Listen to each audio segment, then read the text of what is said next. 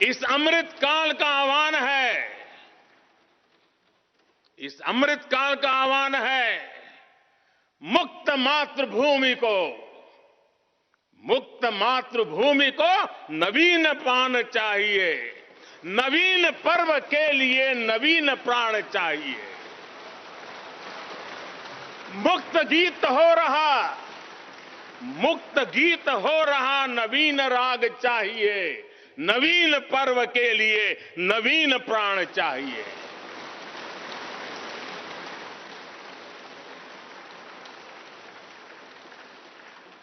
और इसलिए भारत के भविष्य को उज्जवल बनाने वाली इस कार्यस्थली को भी उतना ही नवीन होना चाहिए, आधुनिक होना चाहिए। साथियों, एक समय था जब भारत दुनिया के सबसे समृद्ध और वैभवशाली राष्ट्रों में गिना जाता था। भारत के नगरों से लेकर महलों तक, भारत के मंदिरों से लेकर मूर्तियों तक, भारत का वास्तु भारत की विशेषज्ञता का उद्घोष करता था।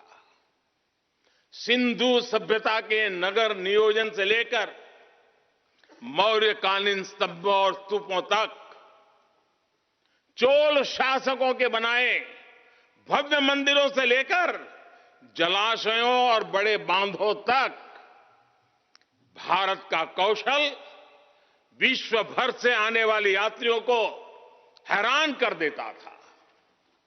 लेकिन सैकड़ों साल की गुलामी ने हमसे हमारा ये गौरव छीन लिया।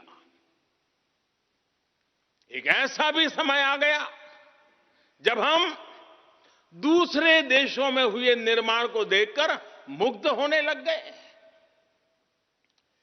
21वीं सदी का नया भारत बुलंद हौसले से भरा हुआ भारत अब गुलामी की उस सोच को पीछे छोड़ रहा है। आज भारत प्राचीन कला की उस गौरवशाली धारा को एक बार फिर अपनी तरफ मोड़ रहा है और संसद की ये नई इमारत इस प्रयास का जीवंत प्रतीक बनी है। आज नए संसद भवन को देखकर हर भारतीय गौरव से भरा हुआ है। इस भवन में विरासत भी है, वास्तु भी है,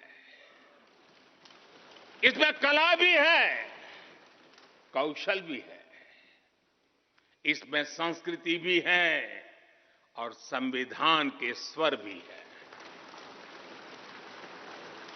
आप देख रहे हैं कि लोकसभा का आंतरिक हिस्सा, यहां भी देखिए, यहां भी देखिए, राष्ट्रीय पक्षी मोर पर आधारित है। राज्यसभा का आंतरिक हिस्सा राष्ट्रीय फूल कमल पर आधारित है और संसद के प्रांगण में हमारा राष्ट्रीय वृक्ष बरगद भी है। हमारे देश के अलग अलग हिस्सों की जो विविधता है, इस नए भवन ने उन सबको समाहित किया है। इसमें राजस्थान से लाए गए ग्रेनाइट और बलुआ पत्थर लगाए गए हैं। ये जो लकड़ी का काम आप देख रहे हैं ना, वो महाराष्ट्र से आई है।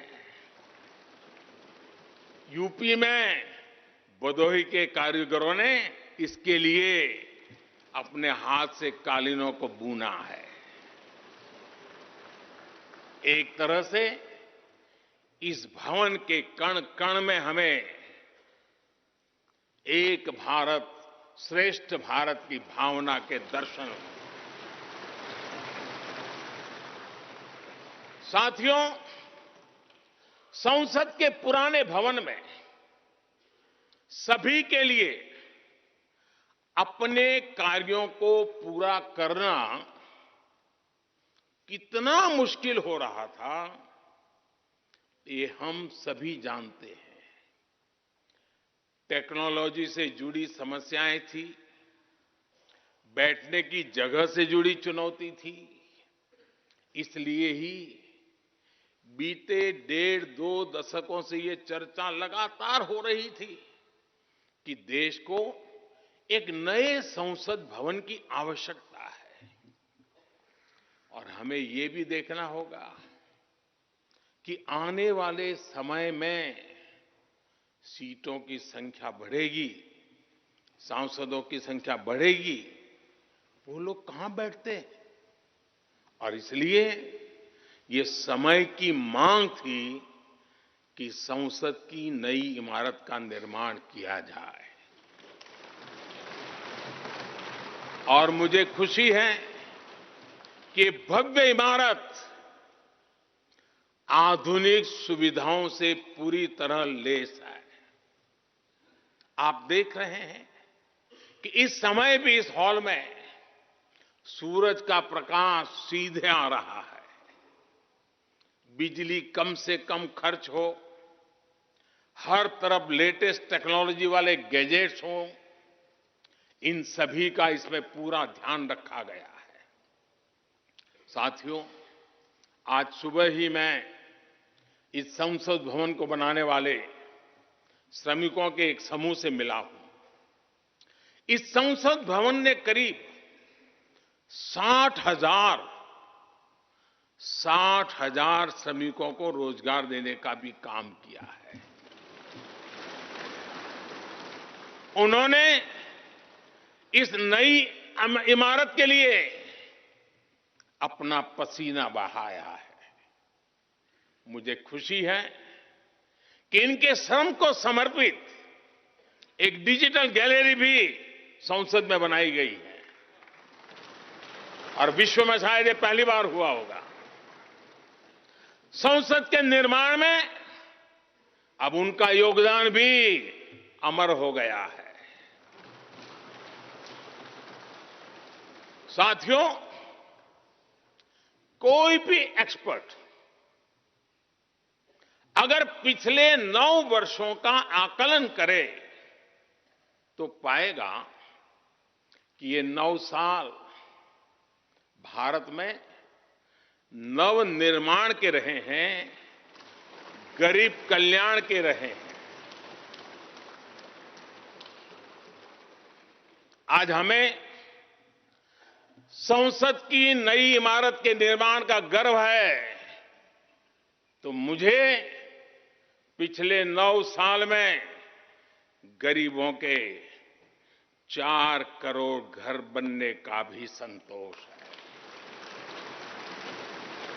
आज जब हम इस भव्य इमारत को देखकर अपना सर ऊंचा कर रहे हैं, तो मुझे पिछले 9 साल में बने 11 करोड़ शौचालयों का भी संतोष है, जिन्होंने महिलाओं की गरिमा की रक्षा की,